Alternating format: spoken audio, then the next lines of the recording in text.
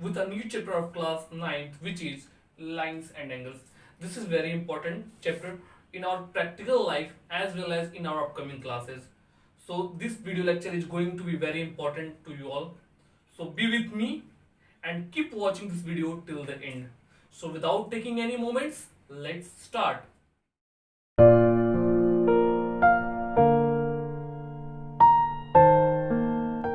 First of all, I have written some points here. These are the points what we have to cover in this video lecture. तो points क्या क्या है आपको देखेंगे यहाँ पे. हम जानेंगे लाइन के बारे में, लाइन सेगमेंट के बारे में, रे के बारे में, एंगल, टाइप्स ऑफ एंगल्स कौन कौन से होते हैं उसके बारे में आज हम पूरे वीडियो लेक्चर में इसको कवर करेंगे. तो आप वीडियो लेक्चर को प्रॉपर्ली देखेंगे और कोई भी आपको डाउट्स अगर लगे तो आप कमेंट करके पूछ सकते हैं. तो आइए स्टार्ट करते हैं. सबसे पहला है लाइन. लाइन के बारे में हम डिस्कस करते हैं. लाइन क्या होता है? तो लाइन को स्टार्ट करने से पहले मैं आपसे एक बात करना चाहता हूं. मैंने एक यहां पे डॉट दिया. इस डॉट को क्या बोलते हैं? पॉइंट. और इस डॉट के पास कोई भी डायमेंशंस नहीं होते हैं. डायमेंशंस कहने का मतलब है कि ना ही इसमें कोई थिकनेस है, ना कोई इसका लेंथ है, ना कोई इसका विड्थ है, कुछ नहीं है इसमें. यानी एक सिर्फ किसी एग्जैक्ट लोकेशन को इंडिकेट कर रहा है. तो ये क्या हो गया? पॉइंट हो गया. ठीक है, बात आई समझ में? मैंने क्या बोला कि पॉइंट जो होता है ना ही इसके पास लेंथ होता है, ना ही ब्रेथ होता है, ना ही इसका कोई भी डायमेंशन होता है, और या किसी एक एग्जैक्ट लोकेशन को इंडिकेट करता है, उसको क्या बोलते हैं? पॉइंट बोलते हैं. अगर हम इसको डिफाइन करना चाहें तो इसको डिफाइन करके क्या लिख सकते हैं?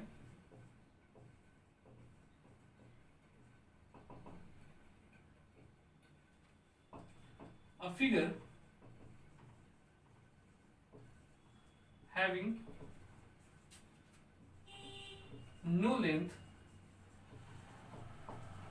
no breadth, and no height,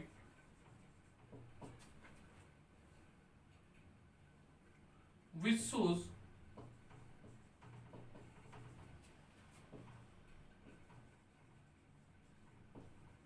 an exact location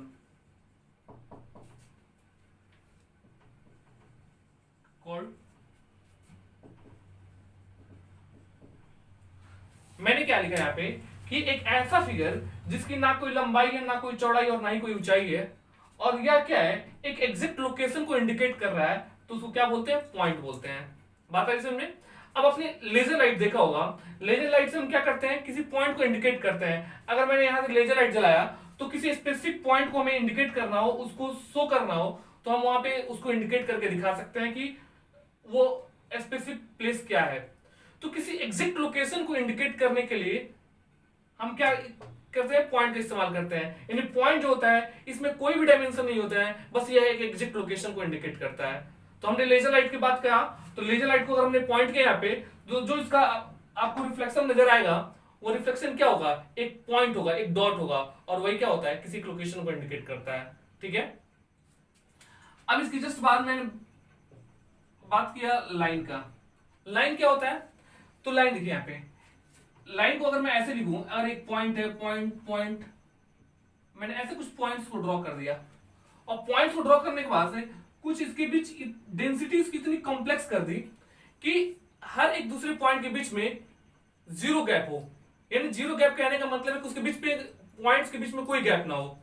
और कोई गैप ना हो तो अगर हम इसको सारे पॉइंट्स को कुछ इस तरीके से मिलाते जाएं तो आपको एक पाथ नजर आएगा. और वो पाथ क्या हो सकता है? आपको किसी फॉर्म में नजर आ सकता है. वो कर्व भी हो सकता है, स्ट्रेट भी हो सकता है, डिपेंड करता है कि हम उस पॉइंट्स को कैसे ट्रेस कर रहे हैं. तो हमने इसको अगर ऐसे बनाया तो क्या आपको देगा? एक लाइन फॉर्म करेगा. यानी लाइन कब फॉर्म करेगा? जब उन पॉइंट्स की जो संख्या है वह इनफाइनाइट होगी. यानी हम बोल सकते हैं line is a combination of infinite number of dots. ठीक है, या पॉइंट बोल सकते हैं लाइन क्या होता है, इनफाइनाइट नंबर ऑफ डॉट्स का कॉम्बिनेशन होता है, यानी इसको ऐसे लिखा ड्रॉ कर सकते हैं और ये क्या बन गया आपका, लाइन बन गया। इसको एक और तरीके से डिफाइन किया जा सकता है कि लाइन जो होता है इसको बोल सकते हैं a path which is extended in both directions endlessly, यानी दोनों दिशाओं में अनंत तक इसका एक्सटेंशन हुआ हो तो क्या हो जाता है, वो लाइन कहलाता है। क्लियर? तो मैंने आपको दो चीज बताया कि लाइन जो होता है ये इनफाइनाइट नंबर ऑफ डॉट्स का कॉम्बिनेशन होता है, या लाइन जो होता है एक ऐसा पाथ होता है जो दो दिशाओं में अनंत तक बढ़ा होता है। क्लियर? आइए इसको मैं लिख देता हूं, आप इसको नोट डाउन करते चलेंगे। क्लियर? आइए देखते हैं इसको।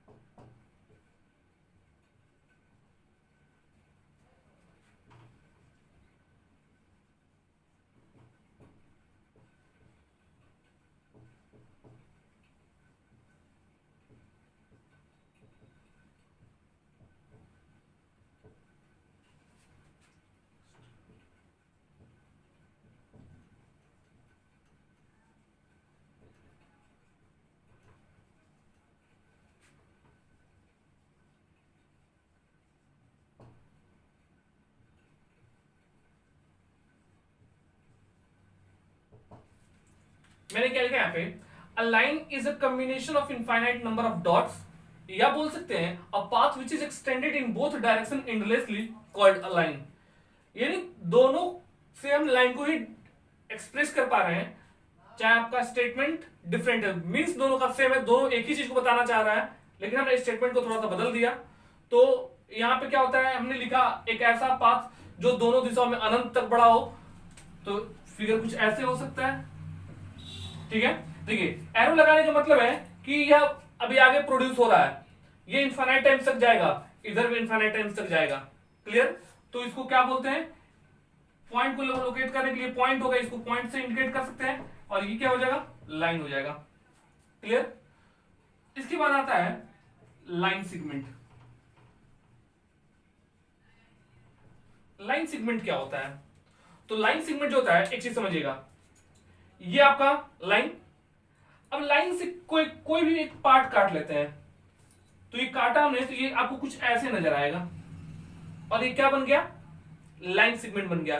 तो लाइन सेगमेंट को भी अलग अलग स्टेटमेंट से अलग अलग तरीके से डिफाइन किया जा सकता है। लाइन को क्या बोल सकते हैं हम कि,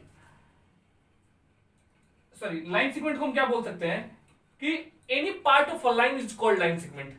लाइन का कोई भी पार्ट जो होता है लाइन सेगमेंट कहलाता है। या हम बोल सकते हैं कि लाइन क्या होता है, इसमें फाइनाइट नंबर ऑफ डॉट्स होते हैं। यहाँ पे लाइन हमने क्या देखा था, लाइन जो था उसमें इनफाइनाइट नंबर ऑफ डॉट्स थे, यहाँ पे लाइन सेगमेंट में फाइनाइट नंबर ऑफ डॉट्स होंगे, यानी वो डेफिनिट लेंथ का होगा। ये इंडेफिनिट, लाइन जो होता है इंडेफिनिट लेंथ का होता है, और लाइन सेगमेंट जो होता है डेफिनिट लेंथ का होता है। क्लियर? या बोल सकते हैं कि जिसमें इनिशियल और टर्मिनल दोनों पॉइंट्स हो। ठीक है, मैंने अलग अलग तरीके से बताया आपको, मैं इसको लिखता हूं यहाँ पे, देखिएगा मैंने लिखा है यहाँ पे, any part of a line is called line segment, या बोल सकते हैं a line segment is a combination of finite number of dots, या बोल सकते हैं अ लाइन हैविंग इनिशियल और terminal both points called line segment. यानी लाइन सेगमेंट आपका ये हुआ, सपोज ये पॉइंट ए और ये पॉइंट बी है, यहां से शुरू हुआ और यहां पे एंड कर गया, यानी जहां से स्टार्ट करेगा उसको इनिशियल पॉइंट बोलेंगे, जहां पे एंड करेगा उसको टर्मिनल पॉइंट बोलेंगे। क्लियर? ये क्या है, यह एक किसी लाइन का एक पार्ट है, ठीक है, और इसका लेंथ क्या है, फिक्स्ड है। तो हम इसको अलग अलग तरीके से डिफाइन कर सकते हैं, जैसा कि मैंने लिखा है यहाँ पे। तो आप इस जो भी मैं डेफिनेशन आपको लिख रहा हूं यहाँ पे, आप इसको नोट डाउन करते चलेंगे, और जो भी आपको डाउट्स नजर आए तो आप कमेंट्स करके पूछ सकते हैं। क्लियर? तो आइए देखते हैं नेक्स्ट हमारा क्या है, रे के बारे में जानते हैं, देखते हैं रे क्या होता है। रे, अब रे के बारे में जानते हैं। रे देखिए यहाँ पे एक लाइन हमने ड्रॉ किया, यहाँ पे एक लाइन है, अगर मैंने इसको किसी भी एक साइड किसी को हमने इरेज कर दिया, आपको ऐसा कुछ डायरेक्शन नजर आएगा, यानी हमने जहां से इरेज किया वहां से इनिशियल पॉइंट मिलेगा, लेकिन इसका टर्मिनल पॉइंट नहीं मिलेगा, या एक ही दिशा में एक्सटेंड होता जा रहा है इनफाइनाइट टाइम्स तक, ये क्या हो जाएगा, रे कहलाएगा। यानी हमने लाइन को ड्रॉ किया, लाइन के किसी एक हिस्से को इरेज कर दिया और दूसरे हिस्से को एज इट इज छोड़ दिया, वह क्या बन जाएगा, रे को फॉर्म करेगा। बात आ रही समझ में? रे में क्या होता है, उसका एक इनिशियल पॉइंट होता है लेकिन टर्मिनल पॉइंट नहीं होता है। यानी अगर हमने टॉर्च जलाया तो टॉर्च से जो लाइट निकल रहा है वह लाइट के निकलने का तो इनिशियल पॉइंट है कि कहां से लाइट निकल रहा है, लेकिन उसका फोकस जो है वो कितनी दूरी को ट्रेवल कर रहा है, कितना डिस्टेंस कवर कर रहा है, ये फिक्स नहीं है। तो इनिशियल पॉइंट फिक्स नजर आ रहा है लेकिन उसका टर्मिनल पॉइंट फिक्स नजर नहीं आ रहा है, वह जो होता है रे कहलाता है। क्लियर? आइए देखते हैं इसको। मैंने क्या लिखा है यहाँ पे, a line which has initial point but no terminal point called ray. Initial point तो है लेकिन इसका टर्मिनल पॉइंट नहीं है, वह हो जाएगा रे। या इसको ऐसे बोल सकते हैं, a path which is extended in only one direction. एक ऐसा पाथ जो सिर्फ एक दिशा में अनंत तक बढ़ा रहा है, वह कहलाता है रे। जैसे सपोज यहां से ओ से स्टार्ट हुआ और ये कहां तक जा रहा है, इसे कोई सीमा नहीं है, यानी लिमिटलेस है, ये कहीं भी जा सकता है इनफाइनाइट टाइम्स तक, तो ये हो जाएगा रे। ठीक है, तो ये रहा हमारा लाइन से रिलेटेड सारा पार्ट। अब आइए एंगल्स पे आते हैं। एंगल्स कैसे बनता है और एंगल्स के टाइप्स क्या होते हैं उसको देखते हैं। तो जस्ट इसके बाद एंगल की बात करते हैं हम। एंगल क्या होता है, अब हमने रे पढ़ा यहाँ पे, रे के कॉम्बिनेशन से ही एंगल का फॉर्मेशन होता है। यानी अगर हम ऐसे ड्रॉ करें, कुछ हमने कुछ ऐसे ड्रॉ किया, ठीक है, तो यहां पे जो पॉइंट, जो स्पेस मिला, ये हो गया एंगल। अब यहां पे एंगल जो होता है दो तरीके से होता है, एक होता है इंटीरियर एंगल और एक होगा एक्सटीरियर एंगल। जैसे सपोज यहां पे पॉइंट ओ है और ये ए है और ये बी है, ठीक है, तो ओ एक पॉइंट ओ हो गया, ये ओ ए रे हो गया, ओ बी रे हो गया, ठीक है। लाइन को रिप्रेजेंट करा, सपोज अगर ये एक लाइन ए बी है, इसको रिप्रेजेंट करेंगे हम ऐसे, ठीक है, लेकिन जब रे को रिप्रेजेंट करना होगा, अगर रे ए बी है तो इसको ऐसे रिप्रेजेंट करेंगे। एंगल की बात करें तो एंगल को हमेशा ऐसे रिप्रेजेंट किया जाता है। तो आइए देखते हैं इसको कैसे क्या होगा। यहां पे ओ ए और ओ बी दो रे है, तो हम बोल सकते हैं एंगल को कि the common point of two rays make an angle. किसी दो पॉइंट का, दो रे का कॉमन पॉइंट जो होगा वह एंगल को फॉर्म करेगा। यानी देखिए, तो आप ओ ए एक रे है, ओ बी एक रे है, इस दोनों रे के बीच में ओ क्या है, कॉमन पॉइंट। कॉमन पॉइंट कहने का मतलब ये ओ जो है ओ ए में भी आ रहा है, ओ जो है ओ बी में भी आ रहा है, यानी ओ जो होगा कॉमन पॉइंट होगा। यानी यहाँ पे फॉर्मेशन क्या हो रहा है, ए ओ बी या बी ओ ए बोल सकते हैं, एंगल का फॉर्मेशन हो रहा है। यानी बोल सकते हैं क्या आप यहाँ पे, एंगल ए ओ बी, ठीक है। तो यहां पे आपने देखा ए ओ बी एक एंगल का फॉर्मेशन हुआ, और हम इसको अब अंदर, ये अंदर वाले पार्ट को क्या बोलेंगे, ये जो होगा आपका इंटीरियर एंगल होगा, और ये बाहर वाला पार्ट जो होगा वह एक्सटीरियर एंगल होगा, ठीक है। बात आ रही समझ में? तो हम क्या बोल सकते हैं, the common point of two rays make an angle. इसको लिख सकते हैं, the common point of two rays make an angle. दो रेज का कॉमन पॉइंट जो होता है वो एंगल को फॉर्म करता है, और अंदर वाला पार्ट जो है वो इंटीरियर एंगल हो गया, और बाहर वाला पार्ट जो है वो एक्सटीरियर एंगल होगा, ठीक है। अब इसके बाद हम बात करेंगे, जब टाइप्स ऑफ एंगल्स में आएंगे तो उसको बात करेंगे कि ये पूरा एंगल का फॉर्मेशन कितने डिग्री का होगा और क्या क्या, बहुत सारी इसमें हमको नई चीजों से सीखना है, तो उसको हम डिस्कस करेंगे यहाँ पे, ठीक है। तो ये रहा एंगल की बात, क्लियर। अब हम बात करते हैं टाइप्स ऑफ एंगल की, ठीक है। आइए टाइप्स ऑफ एंगल्स को देखते हैं।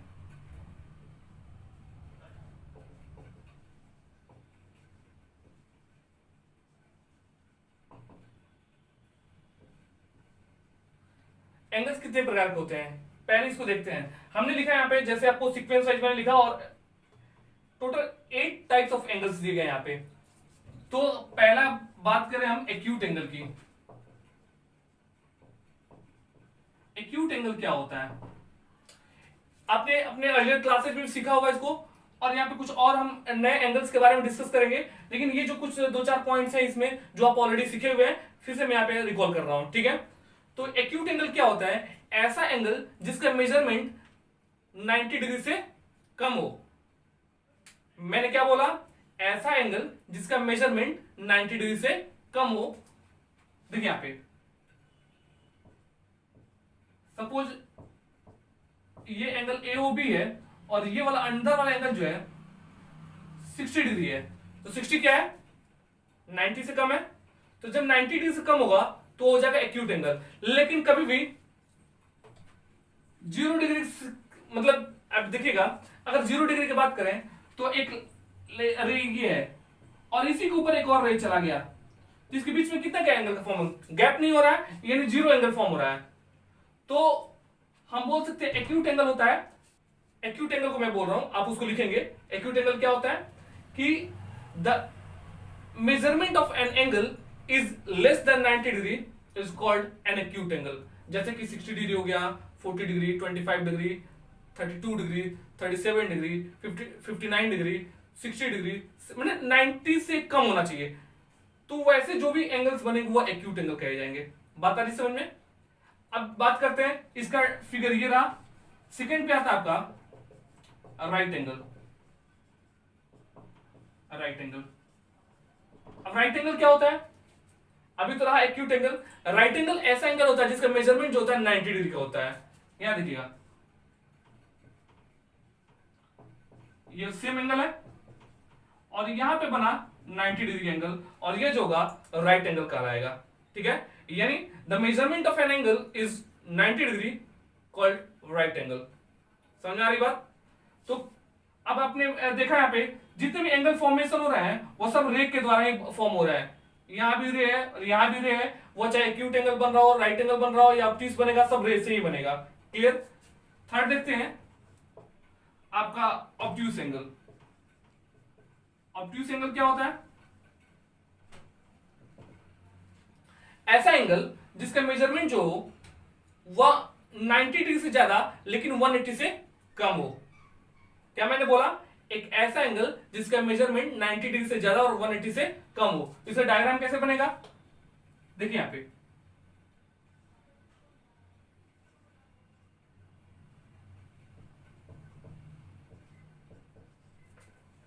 अगर यहां पे आपको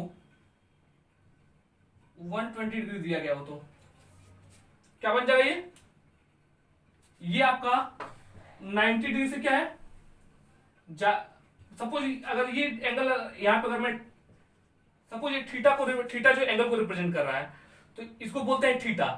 इसको एंगल को रिप्रेजेंट करने के लिए यूज किया जाता है। ठीक है, आप इसको क्लास 10th में पढ़ेंगे अच्छे तरीके से, थीटा क्या होता है उसका कैसे यूज करते हैं मैथमेटिक्स में। ठीक है, तो ये थीटा जो है एंगल को रिप्रेजेंट करने के लिए एक सिंबल यूज किया जाता है। तो सपोज ये थीटा जो है वो होगा किससे बड़ा? It will be greater than 90 degree but less than 180 degree. समझ में आ रही बात? ये वाला एंगल जो होगा 190 से बड़ा होगा लेकिन 180 से छोटा होगा, तो ये जो होता है वो आपका ऑब्ट्यूस एंगल कहलाएगा। ये पर राइट एंगल क्या है? ये जो होता है, अगर यहां भी थीटा को रिप्रेजेंट किया जाता तो theta is equal to 90 degree होता। यहां पे थीटा जो होता क्या होता है? ये 0 डिग्री, 0 से बड़ा होगा और 90 से छोटा होगा। यानी अगर थीटा यहां पर रहा तो ये क्या होगा? लेस देन 90 होगा बट ग्रेटर देन 0 डिग्री होगा। बात आ रही समझ में? तो ये जो है एंगल के आपके टाइप चल रहे हैं। नेक्स्ट क्या है आपका? Fourth straight angle. Straight angle क्या होता है? देखिए यहां पे मैंने एक लाइन ड्रॉ किया। ठीक है, अगर एक लाइन ए बी आपका है, इसमें मैंने पॉइंट लिया P, तो इस पॉइंट पे P पे ये जो एंगल को फॉर्म करेगा ये जो होता है स्ट्रेट एंगल कहा जाता है।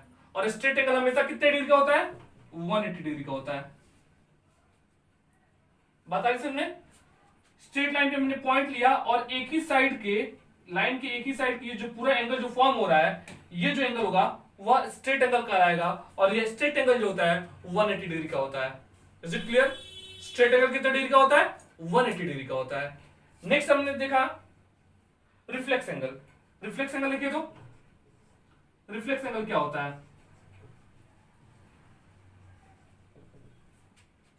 रिफ्लेक्स एंगल एक ऐसा एंगल होता है जिसका मेजरमेंट 180 से ज्यादा और 360 से कम होता है। यानी एक ऐसा एंगल, देखिए यहां पे मैंने एक एंगल ड्रॉ किया, सपोज ये ए हो गया, ये ओ हो गया, ये बी हो गया, ये वाला एंगल जो है अगर 270 डिग्री आया तो ये कौन सा एंगल बनाएगा? रिफ्लेक्स एंगल बनाएगा। इसका सपोज अगर ये 270 ना होकर अगर ये थीटा होता तो थीटा जो होता वो always greater than 180 degree but less than 360। यानी ये वाला एंगल अगर थीटा से रिप्रेजेंट किया गया होता तो इसका वैल्यू क्या होता है? 180 से ज्यादा होता और 360 से कम होता। देखिए 270 क्या है? 180 से ज्यादा लेकिन 360 से कम है। तो ऐसा एंगल जो बनेगा वो रिफ्लेक्स एंगल कहलाएगा। Is it clear? आइए नेक्स्ट देखते हैं। नेक्स्ट आपका है 6 number, complete angle. Complete angle भैया कौन सा एंगल होता है? आइए इसको देखते हैं। कंप्लीट एंगल जो है एक पॉइंट है, या फिर आप ऐसा समझें, एक मैंने लाइन लिया यहां पे और ये पॉइंट P है, इसके एक साइड का वैल्यू कितना रहा? 180 और इसके दूसरे साइड का भी वैल्यू कितना रहा? 180 और इस कंबाइंड कर दिया हमने दोनों को तो कितना हो गया? दोनों मिलके 360। तो बोल सकते हैं कि वैसा एंगल जिसका मेजरमेंट जो है 360 है, अगर ये पूरा एंगल को थीटा से रिप्रेजेंट किया जाता तो theta must be equal to 360। बात आ रही समझ में? तो लाइन की एक साइड वाला 180 था, स्ट्रेट एंगल था, नीचे भी स्ट्रेट एंगल बनेगा और हमने कंबाइन कर दिया दोनों को तो ये हो गया 360, यानी ये 360 कंप्लीट एंगल को रिप्रेजेंट करेगा। बात आ रही समझ में? Any doubt? अब आइए देखते हैं यहां पे कंप्लीमेंट्री एंगल।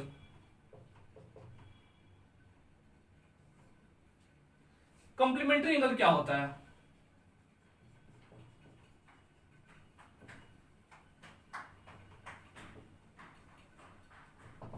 मैं जो भी स्टेटमेंट बोल रहा हूं आप इसको लिखते चलेंगे, क्योंकि अगर मैं लिखूंगा यहां पे तो टाइम टेकन होगा। इससे बेहतर होगा कि मैं जो बोल रहा हूं उसको आप राइट डाउन कर लेंगे। क्लियर? तो यहां देखेंगे कंप्लीमेंट्री एंगल्स क्या होता है। कंप्लीमेंट्री एंगल्स जो होता है कोई भी ऐसा दो एंगल जिसको ऐड करने पे 90 डिग्री आ जाए। क्या मैंने बोला? कि कोई भी ऐसा दो एंगल्स जिसको ऐड करने पे 90 डिग्री आ जाए वह दोनों कंप्लीमेंट्री एंगल्स कहे जाएंगे। Is it clear? याद रखिए, अगर आपके पास कुछ ऐसा फॉर्मेशन हो, ये वाला एंगल अगर 60 डिग्री हो और ये वाला एंगल 30 डिग्री हो तो ये कंबाइंड होकर क्या बनाएगा? सपोज ये ए रहा, ये ओ, ये बी और ये सी रहा। एओसी और बीओसी दो एंगल का फॉर्मेशन हो रहा है। एओसी जो है, एंगल एओसी जो है वो 30 डिग्री है और एंगल बीओसी जो है वह आपका 60 डिग्री है। देखिए तो एओसी प्लस बीओसी करेंगे तो 30 प्लस 60 होगा और 30 प्लस 60 क्या देगा? 90 देगा। यानी ये जो एंगल फॉर्म करेगा वह 90 डिग्री होगा और ये कहलाएगा कंप्लीमेंट्री एंगल। बात आ रही समझ में? तो एक क्वेश्चन भी यहां से निकल सकता है। अगर कोई क्वेश्चन दिया है कि सपोज अगर एक एंगल x है तो इसका कॉम्प्लीमेंट क्या होगा? तो कॉम्प्लीमेंट क्या होगा? दो एंगल को ऐड करने पर 90 आता है। एक एंगल x है, दूसरा एंगल क्या बनेगा? 90 माइनस x हो गया। समझ में आ रही बात? वैसे ही आपका सप्लीमेंट्री एंगल है। सप्लीमेंट्री एंगल देखेंगे,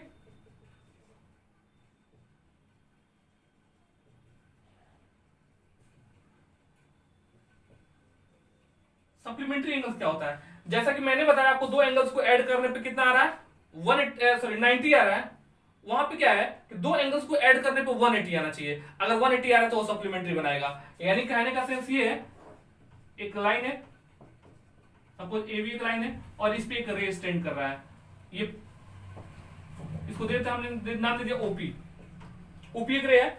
अगर ये वाला एंगल 120 डिग्री है और ये वाला एंगल 60 डिग्री है, दोनों को ऐड करेंगे तो कितना हो जाएगा? यहाँ पे एंगल कौन बन रहा है? एक बन रहा है एओपी बन रहा है, एक एंगल बीओपी बन रहा है। यहाँ पे एंगल एओपी जो है 120 डिग्री को इंडिकेट कर रहा है और बीओपी जो है 60 डिग्री को इंडिकेट कर रहा है। अगर दोनों एंगल को हमने ऐड किया तो ये हो जाएगा 120 प्लस 60 क्या देगा? 180 और 180 क्या है? कंप्लीमेंट्री एंगल्स को शो करेगा। यानी ऐसा दो एंगल्स जिसको ऐड करने पर 180 आ जाए वो सप्लीमेंट्री एंगल कहलाता है। क्या होता है? If the sum of two angles is 180 degree, then those angles are called supplementary angles. तो यहाँ पे ये दोनों एंगल्स को ऐड करने पर 180 आ रहा है। इट इज नॉट नेसेसरी कि यही दोनों एंगल होंगे, कोई भी ऐसे दो एंगल्स होंगे जिनको ऐड करने पे 180 आए, वही आपके सप्लीमेंट्री एंगल कहे जाएंगे। क्लियर? तो इस लेक्चर में बस इतना ही। इन द नेक्स्ट लेक्चर हम एंगल्स के साथ रिलेशंस के बारे में पढ़ेंगे और बहुत सारे न्यू टर्म्स के बारे में पढ़ेंगे जो इससे काफी रिलेटेड है, तो आप इस वीडियो लेक्चर को अच्छे से देखें। जो भी आपको डाउट्स लगे आप कमेंट करके जरूर पूछें, ठीक है। तो till that time, stay home, stay safe and take care of yourself. Bye bye.